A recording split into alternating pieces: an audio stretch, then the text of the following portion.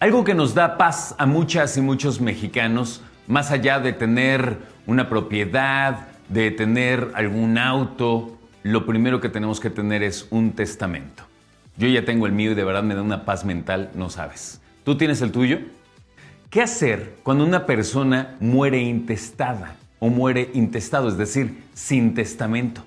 Platiquemos con un experto, el doctor Miguel Antonio Saucedo Ramírez, doctor en Derecho, director general de Saucedo Abogados. Doctor Saucedo, bienvenido, ¿cómo está? Muy bien, gracias Alfredo, le agradezco muchísimo la invitación y buenos días a todo su agradable público. Gracias, doctor. ¿Por qué es importante tener un testamento? Bueno, la parte más importante de tener un testamento es la certeza jurídica que se le dan a las propiedades, a cualquier bien o derecho que tiene una persona y que después de la muerte va a disponer de ellas en la forma que así lo desee. Esta importancia del testamento es lo que le va a dar la seguridad a los herederos de evitarse alguna confusión, de evitarse algún problema, de pretender entre ellos definir quién tiene mayor o menor derecho sobre los bienes o propiedades de esta persona que puede fallecer en un futuro. Qué importante. Doctor, hábleme acerca de la jerarquía. Cuando una persona muere intestada, entonces, ¿cuál es la jerarquía que sigue la ley para recibir precisamente esos bienes o heredar esos bienes?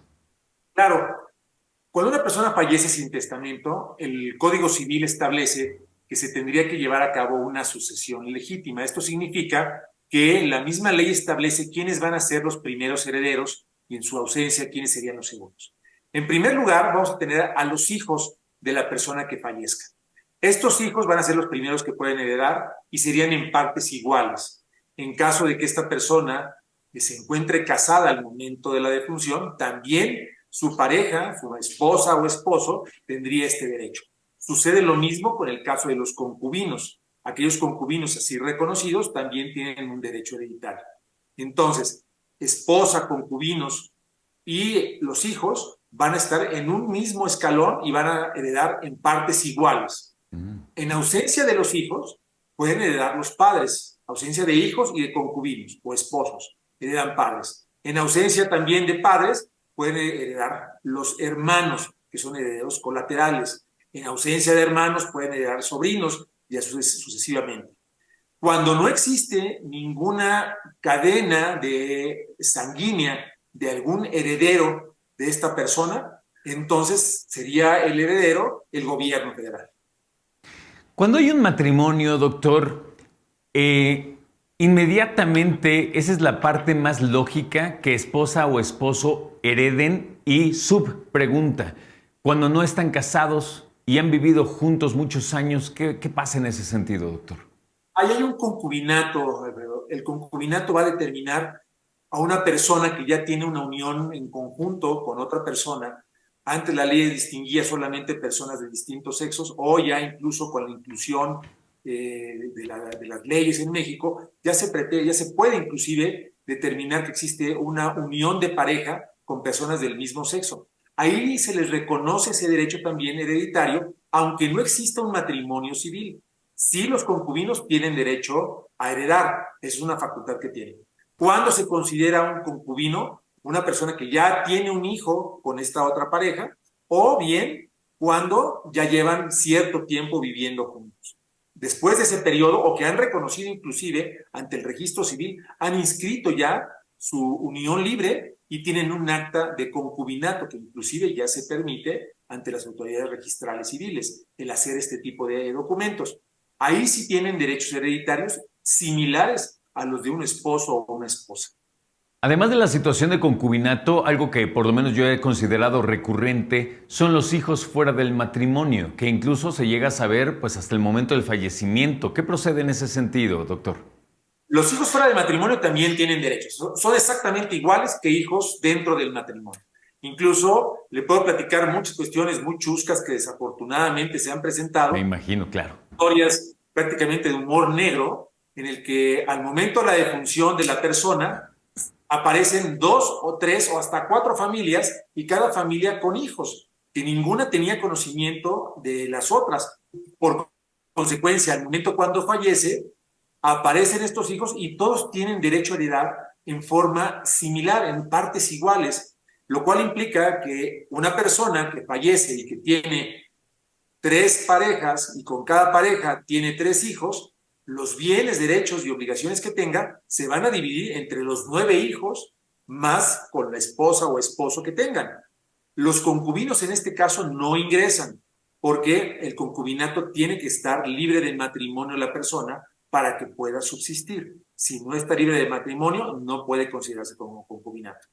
Qué importante. Sí, con su experiencia seguramente hay historias que superan, realidades que superan la ficción, sin duda.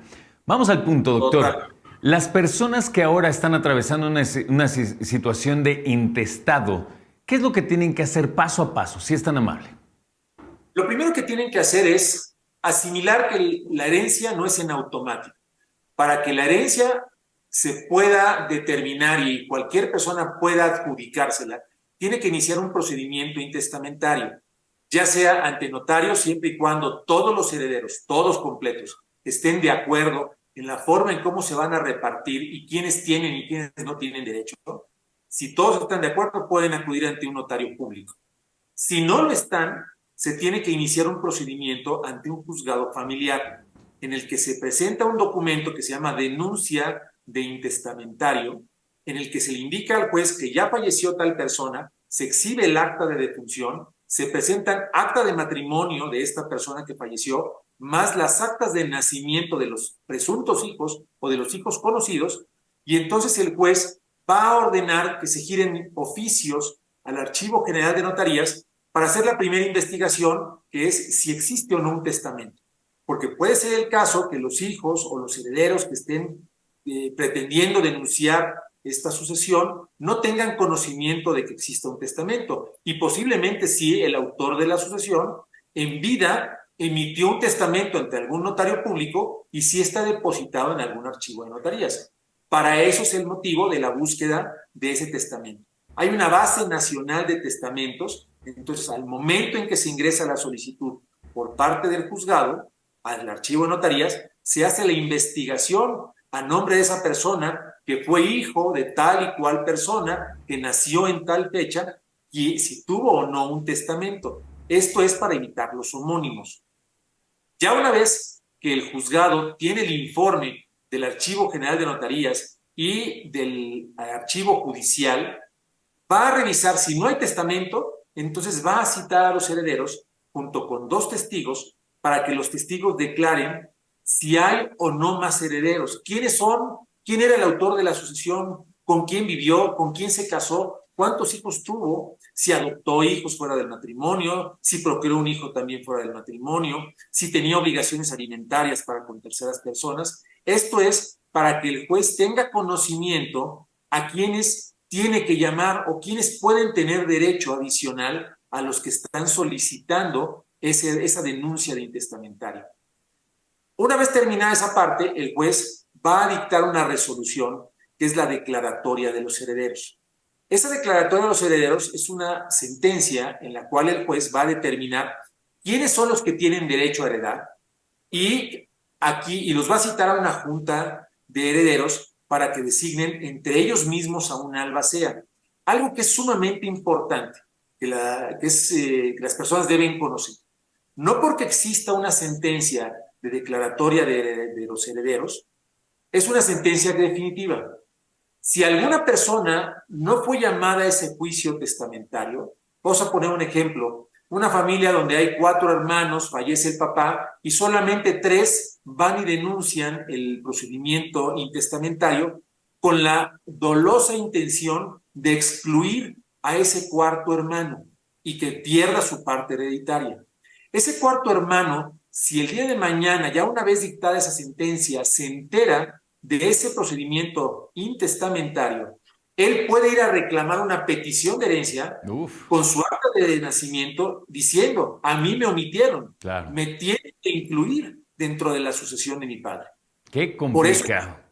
Discúlpeme, doctor, es muy complicado. Precisamente por eso existen expertos como usted.